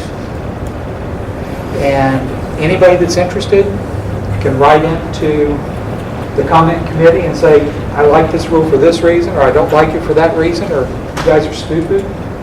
Whatever it is that you want to write into the committee about proposed rule changes, and what the committee will do is they'll take all those comments when the comment period is over, and they'll review them and see if there's any flaws that have been pointed out. Now, how many of you have got master's degrees? Does that sound like peer review? It sure does, doesn't it? They review to see what the changes are, make comments on it, to try to make it better. And then after that review period is closed, the U.S. Supreme Court says, okay, these are what the rules are going to be. When they finish that draft of rules, they send a copy of that over to Congress. Congress has the ability to ratify it, or to modify it, or to ignore it. So I have a question. Yes. I have the same issue with our state legislature. Yeah, by the way, Alabama does the same way. Well, and I have a problem because you don't have lawyers. You don't have people who understand the law that are trying to make decisions about things. They're all zoning. Here's one for you. Went into effect, a law that went into effect today. All right? Marriages. Y'all know that effective today, you don't have to have a marriage license. Racist. Yeah.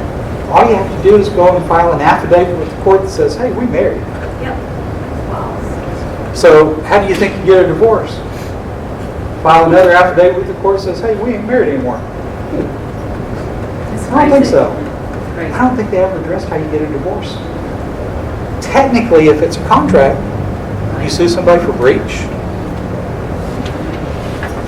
It is a contract, right? Your affidavit says we've entered into a marriage contract. So how are they gonna do that? Like, if you go and get a marriage license, are they gonna have forms and probate? It's the next day. The answer is the legislature wasn't smart enough to figure that out and pass that law yet. So my kid wants to get married, what should Let me show you what's going to happen. As soon as this law goes into effect, people want a divorce. Now, y'all, watch carefully.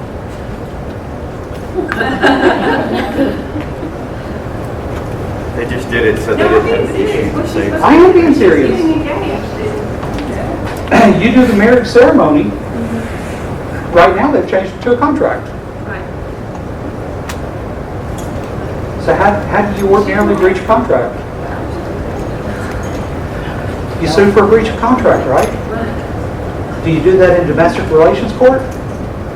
First of all, before they get married, worry about how you're gonna get divorced. Maybe No. we shouldn't. Now you've got civil court judges making decisions on domestic relations matters, and they have even in their career argued for custody of the child. So how did we allow this to happen? The legislature does that to Straight us. ticket Republican. Instead of being smart, moving straight ticket Democrat. Crazy. We're not going to talk politics in here, folks. We're only going to talk about the results of it. I mean, that's why it's Somebody came in and asked today if I was a notary Republican, and I said, no, I'm a notary Democrat. I mean, we don't. All right. That's the whole fact. So the rules-making power of the U.S. Supreme Court, they actually make recommendations for rule changes. They submit their recommendations to Congress, and Congress can either approve them or not. They can make changes to them if they want to. Now, does Congress usually make changes to them? No. Not after they've been vetted out through the open review period, Federal Register, and then the Supreme Court will enter an order, and they publish it again in the Federal Register, the final rules, and then that's when your rule book's change and you have to buy another book when they change the rules of procedure. So the rulemaking authority for the courts is 2071 to 2077. You got the gist of how it works, so you can summarize when you read these code sections. And what's going to boil down to is the Supreme Court makes suggestions and Congress has the final word.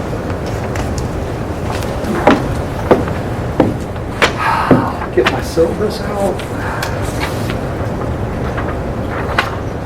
Rule number 5.1.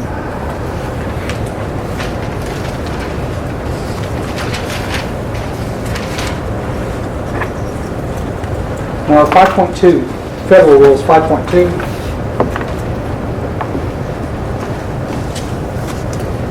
Privacy protection for filings made with the court. This one's kind of important. Did you know the substance of it? And the state has a similar rule, but it's numbered 5.1, state. Federal, it's 5.2. Redacted filings, unless the court others otherwise. If you have an individual's social security number, taxpayer ID number, date of birth, or the name of an individual known to be a minor or a financial account number, a party or non-party making the filing may include the last 4 digits of the social security number. So what do you think you do for the rest of them? XXX-XX- last 4 digits.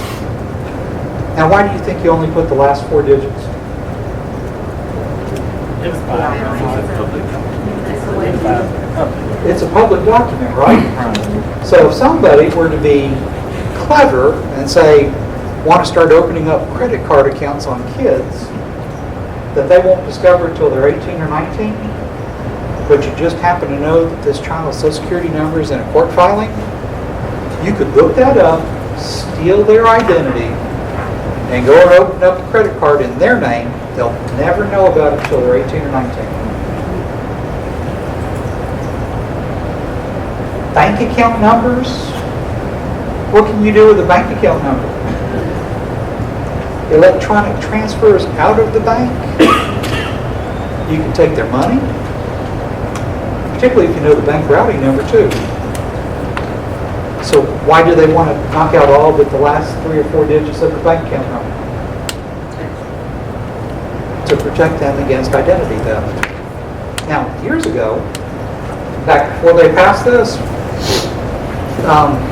when people would get divorced, they would come in and say, here's what I want to get out of the divorce. And they would come in with a list of stuff. I mean, an absolute long list of things that they absolutely wanted out of the divorce. My spouse can have everything else. Sometimes they came in with 2 lists, a his list and a her list. And they want you to put it into their agreement that says, these people get this, he gets this, and she gets this. And now it's she gets this, and the other she gets this, or he, or however the divorces are going to work from here on out. The idea is that there's a shopping list there, right? Anybody that wants to be a crook can find out they're awarded the marital home at this address, which, by the way, is going to have all these things in it if you want to break in and steal them.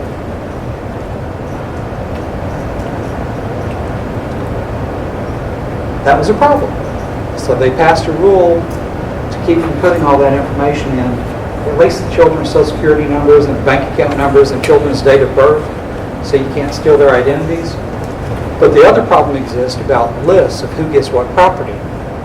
Your practice pointer, when you're doing divorce work, tell them they better divide everything up now so that we don't have to give crooks a shopping list and an address of where it's going to be located. And oh, by the way, there's also forms in there that says, oh yeah, he's got a job, he's not home from these hours. Child support forms, where you work, right? Oh, you get a shift differential. Ha, he works third shift. He's not home at night.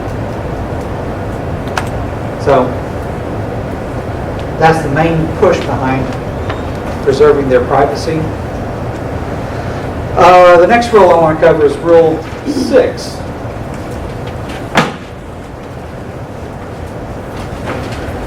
Rule 6 is computing time. Back several years ago, it used to be real complicated. It still is for Alabama, because Alabama's not made this change, but the federal has. The federal government has now pretty much gone to multiples of 7, so that when you have to file an answer, it used to be 30 days to file an answer in federal court, now it's 28. You get 4 weeks to file an answer. Because it's a multiple of 7, which means the day you get served, 4 weeks from that date is the date of your deadline. And most things happen during business days. So whatever day you get served, exactly 4 weeks from that date is the day you have to file an answer. If you have any other deadlines, the judge gives you 21 days to do something, then you know 3 weeks from that same day is when you have to get it done. So here's how you count in federal court. Whenever some event happens, do you count that day as being the first day? That's like day 0, right? It's when it happens. So when's day 1? It's the next 24 hours, right? And day 2 is the next one after that. And you count. So you start counting on the day after the event. Everybody clear? Start counting the day after.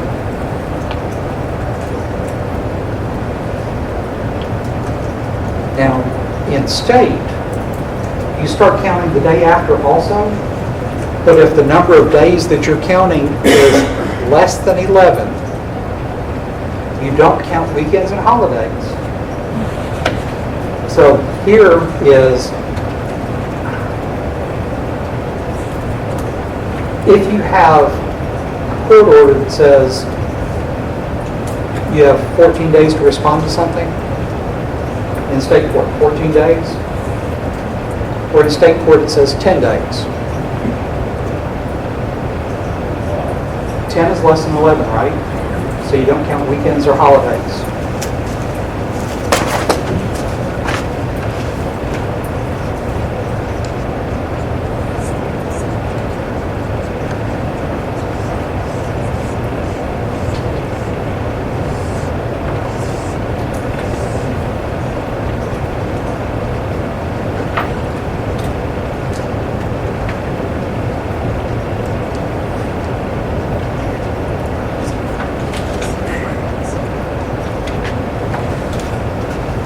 All right, say your client gets served with a court paper on the 1st, Sunday.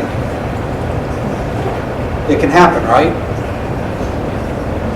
Well, if they've got 14 days to respond, when do you start counting your days? Federal. You start on the 2nd, which is day 1, day 2, day 3, day 4, day 5, day 6, day 7, day 8, day 9, day 10, day 11, day 12, day 13, day 14. That's Sunday. Weekends and holidays don't count. So you go forward to the next day, which would be the 16th. So 14 days from the 1st is the 16th. I'm a bit confused because we can still count. I don't know. If it's 14, that's more than 11, right? So you do count weekends and holidays. It's only if the number's less than 11 in state court, not federal court. If it's less than 11 in state court, you don't count weekends and holidays. If it's 11 or more, or if you're in federal court, you count every day. If it ends on a weekend or holiday, you go the next day. And that's the same in both federal and state. So, state court, let's say you've got 10 days, which is less than 11, right? So you don't count weekends and holidays. Is that day 1? That's day 1. 2, 3, 4, 5. Is that day 6? No. Is that day 6? No. Is that day 6? Yes. 7, 8, 9, 10. So the 13th is 10 days from the 1st.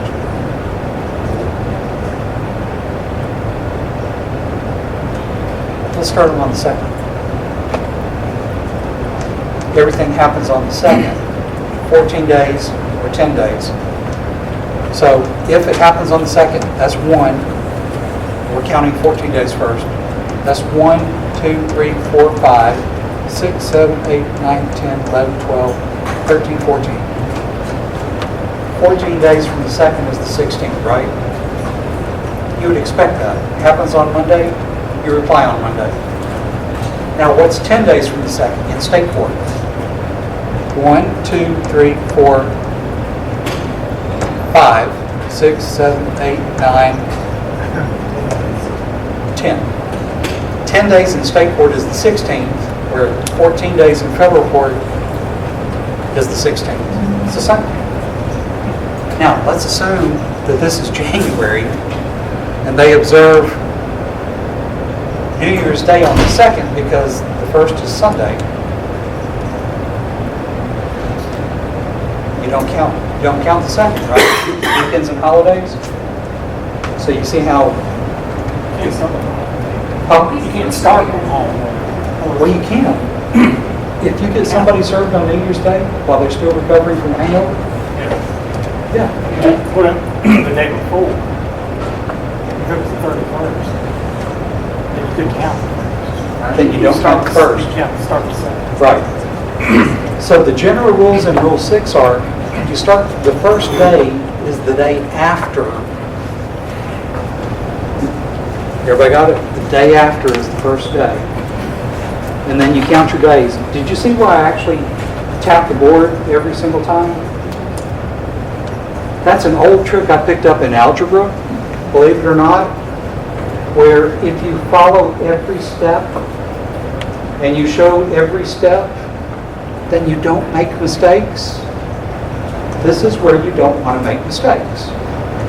You actually take the time to put your pen down on your calendar and count each day so that you don't miss one. Because what happens if you miss the statute of limitations by one day? You call your malpractice carrier because you're about to be sued.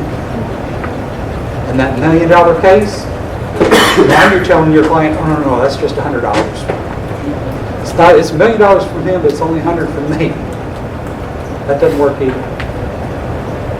All right, weekends and holidays. Now, if you happen to send something through the mail, and we'll call it snail mail because U.S. Postal Service, and the judge says, okay, you have 14 days to reply once you are served with whatever document it is that you're going to get. You've got 14 days to reply. Well, now, if I stick it in the mail to you on the 2nd, when do you have to reply?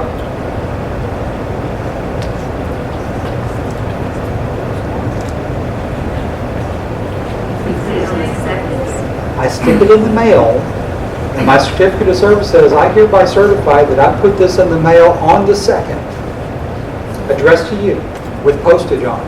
16th, Day 1 is the 3rd. Day 1's the 3rd. You got it. Count them out, one at a time. no, wait. Yeah. Stick it in the mail on the 2nd? On the 2nd. Okay, so you start on, You start counting on the 3rd. and it's 1/14, so you can count weekends on it. That's right. Or if you're in federal court, you count them anyway. Okay, so when do you have to respond? 16th. Okay, well, here's the thing. How many days do you have? 14 days. That's the question. How long does it take to get it to you in the mail? Rule 6 has got something built into it called the 3-day mailbox rule. And what that means is when somebody sends you something through the mail, you get 3 extra days so that the Postal Service can deliver it to you. So if they certify that they sent it to you on the 2nd, they're going to assume that you're not going to get it until the 5th.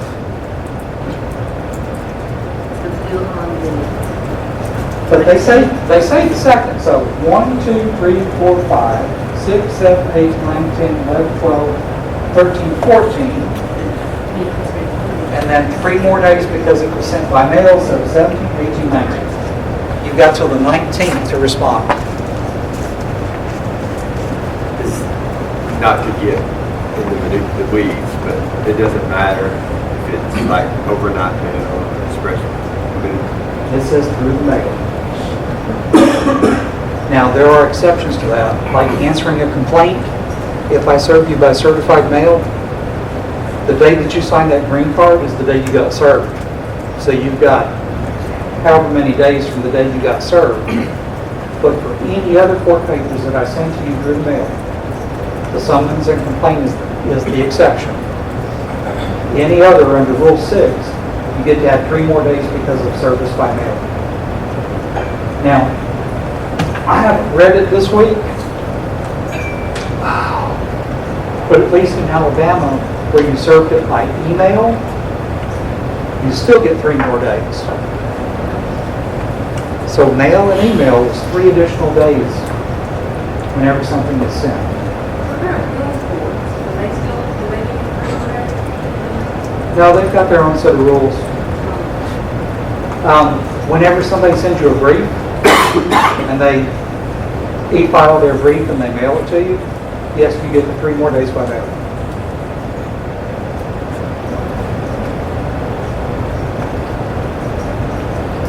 Y'all got that?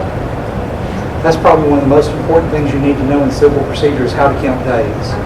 It's still, Well, it's still, it's everything, like, even if you're doing an eviction, you do the 7 days thing, so you don't help with it. well, the good news is Alabama fixed that 2 years ago, 2 or 3 years ago, on evictions and unlawful detainers. It used to be 7 days for unlawful detainers, 14 days for evictions. They changed it now. Now it's all 7 days. Do you Doesn't still matter. count the weekends, though? Yeah. I've been counting the weekends, I'm afraid of it, because I've been kicking them out there for 7 days. I think they went in and said calendar days, Thank you, Jesus. because if it says calendar days, then you don't follow Rule 6, you do calendar days. But if it's just generically a number of days, then if it's, in state court, if it's less than 11, you don't count weekends and holidays. If it's 11 or more, or in federal court, you count every day. But if it says calendar days, you get to count the weekends. Calendar days, you get to count the weekends. Thank you.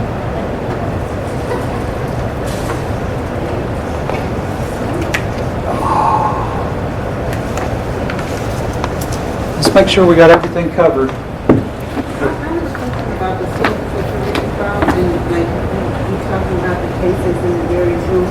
That's not on our syllabus, is it? It's not? I don't see. No, on your reading assignment. Oh, she had to click in. We never got this time. Yeah, you did. We didn't get. Oh, I need to upload it, I guess. We just got Yeah, that. we never got it. I made the Dropbox, but I forgot to put the reading assignment out. Dropbox is there, there's nothing Yeah, you got Well, the syllabus. there's, on your twin site, there's a folder for reading assignments, Right. in. Right. and each week's reading assignment will be in there.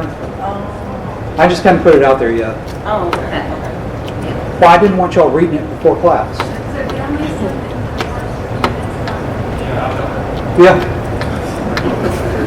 You missed how to guarantee get an A in here. Just kidding. There is a case, also in your reading assignment, it says the Alabama rules are patterned after the federal rules. That's important because if there's not been an Alabama court decision on how to apply a rule, but the federal court has reached one of those decisions, then it is persuasive authority for Alabama as to how the Alabama rules should be interpreted. That's just a practice pointer. I actually found an old set of the equity rules. Remember the other book, the equity rules? Here's the Supreme Court's equity rules from 1912, which, by the way, they got rid of, and now it's one set of rules for all civil actions.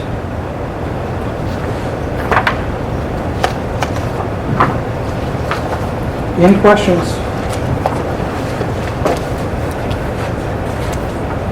Let's see, last, Oh, I do have a question.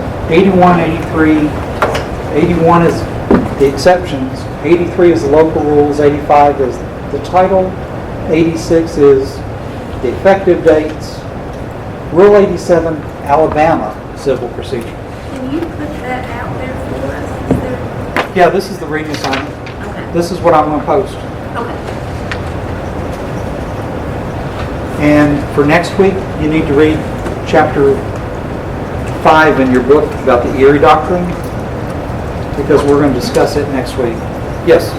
Is there a certain format that you want us to put, as in like how would you want us to lay it out, our writing assignment? however makes sense to you. Okay, so there's not a certain There's not a certain layout. format. Okay, as long as it's PDF. As long as it's PDF and you summarize in your own words. And I'm looking for you to cover everything that's on the reading assignment. Don't skip around and pick only one or two things. It needs to be complete because you're building up your notes that you're going to use to study for this exam and then maybe even for the bar exam. All right, there is another rule in Alabama. It's Alabama Rule 87. The importance of that is a practice thing. When you take on a client for a civil matter, you take on a client. You sign a contract with your client that says, I promise to represent you in this matter, and your client signs a promise to pay, right? Now, if you're real good at drafting your attorney contract, you can say that if client doesn't pay, then they've breached their agreement, and you can withdraw at any time. But good luck getting a judge to let you off of a case. Because to the judge, once you sign on for a matter, you're on it for good. Even if they don't pay. Sometimes even if they don't pay. If you volunteer to take a case, you're on it from start to finish. Now, the Alabama Supreme Court made a rule change back in 2012. It's called limited scope representation. It is Rule 87 in Alabama Rules of Civil Procedure. And what it says is that a client doesn't have to hire an attorney for the whole thing. In fact, a client can hire an attorney just to do specific things. In the term that they use in this industry, it's called unbundling services. Have y'all heard that before? So instead of buying the entire package, I just want to buy the car and I don't want all the accessories. So what you can have is a client comes into your office and says, I've been served with this complaint. I can't afford to hire a lawyer, but I need to defend myself. Can I hire you just to draft an answer? And what Rule 87 allows you to do is to get hired just to file it, just to draft up an answer form. And what you do is you draft up the answer, and at the bottom of all the documents that you prepare, you put a notice on here that says, this document was prepared with the assistance of a licensed attorney.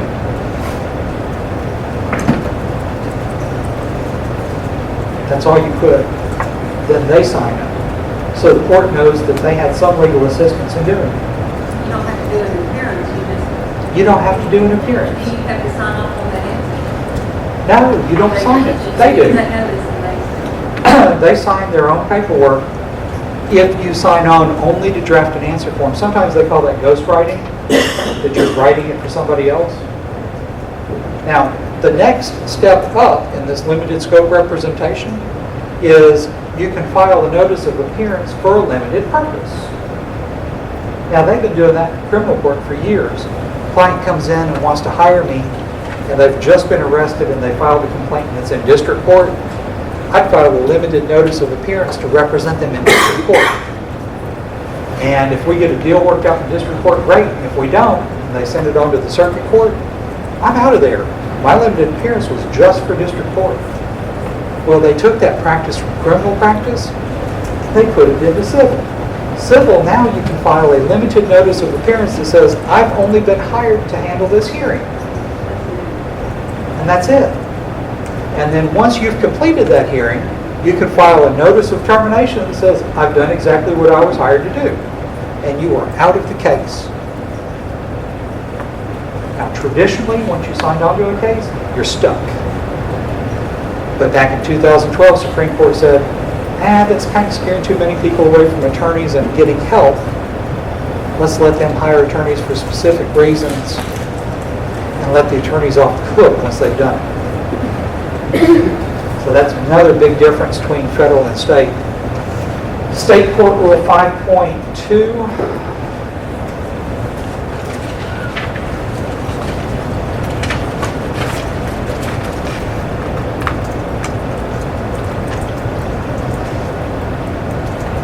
is 5.1.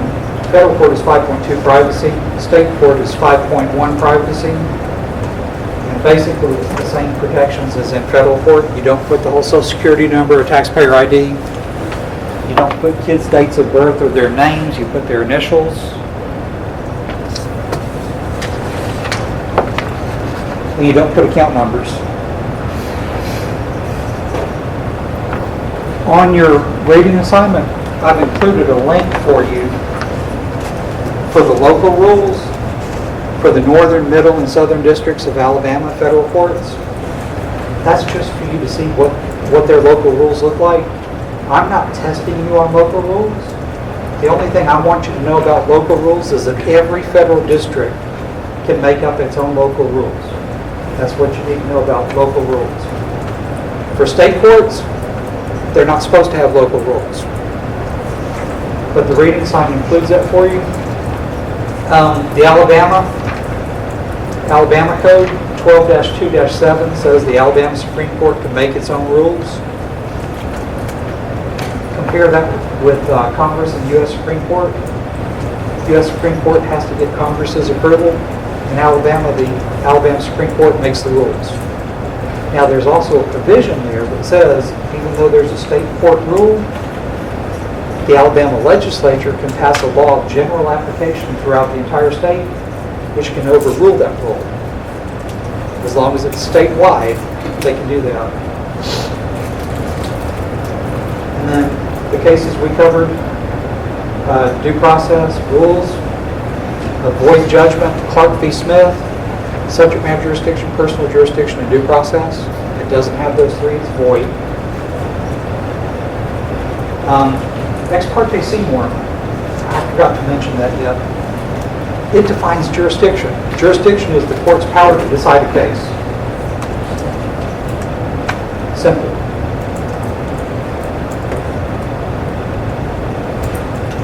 Ex parte Seymour was I think it was a criminal case.